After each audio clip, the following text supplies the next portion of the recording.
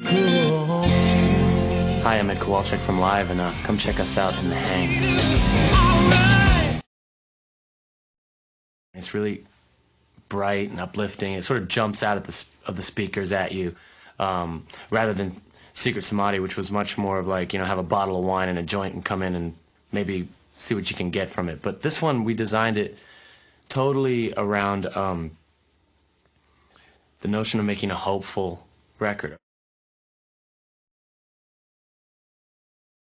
I would say I get really overly self-conscious in the studio sometimes, you know, where you're just, no, that's not exactly right. Play that back again.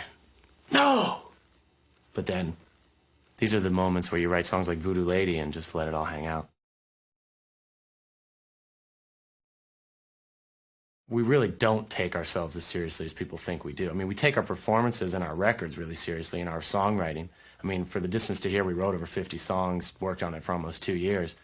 And for a band that, you know, has made it, quote unquote, commercially, I mean, it really was something we dug deeply into ourselves for and felt that we owed our fans. So I hope that people listen to The Distance to Here and get a different side of Live, or a side of Live that maybe they didn't realize was there.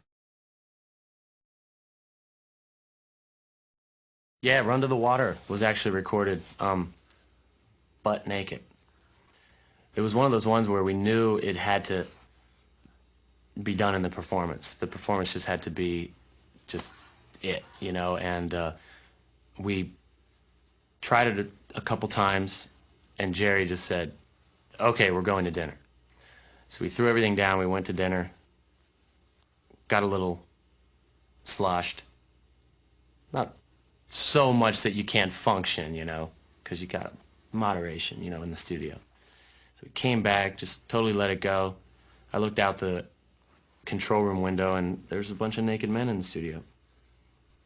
And so I decided to join them, and then we cut it one more time, and that was the one that made the record.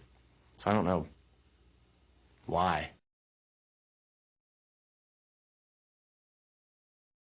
I actually had a camper that I'd rented and took it into Sedona, Arizona, where I actually bought this cane there the same day that song came around. So it's just an incredible day. It seemed like the record was coming to a close, and we just needed like maybe one more song to kind of just solidify it all. And The Dolphins Cry was one of those ones that you dream of as a songwriter. It literally about 5 or 6 times playing through it on the acoustic guitar, and it was done.